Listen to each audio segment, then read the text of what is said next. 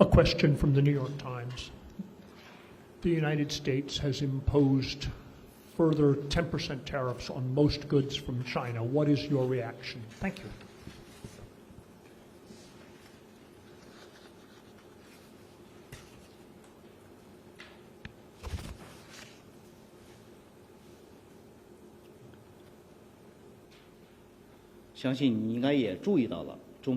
I believe you have taken notice of the statements released by Chinese competent authorities.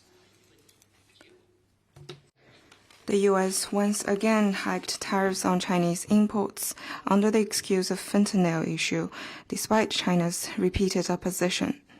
It is legitimate and necessary for China to take countermeasures to defend its rights and interests. The root cause of the fentanyl issue lies in the U.S. itself. In a spirit of humanity and our friendship with the American people, we have taken strong steps to help the U.S. with its response to the fentanyl issue.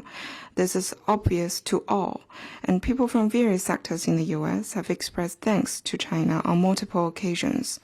Instead of showing appreciation, the U.S. has smeared and shifted blames onto China, and pressured and blackmailed China with tariff hikes. They are punishing us for helping them.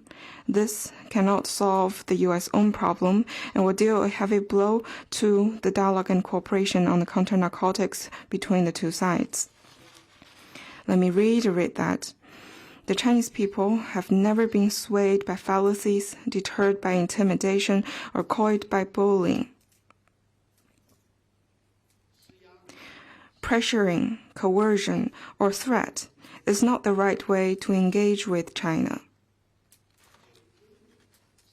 Exerting maximum pressure on China is a mistargeted and miscalculated approach.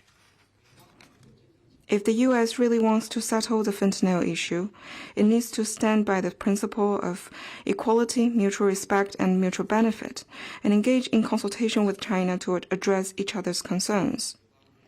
If the U.S. has other agenda in mind and insists on waging a tariff war, trade war, or whatever war, China will not flinch and is ready to take due response.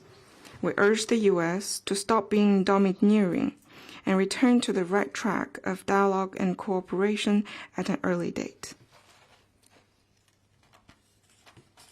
Next one, please.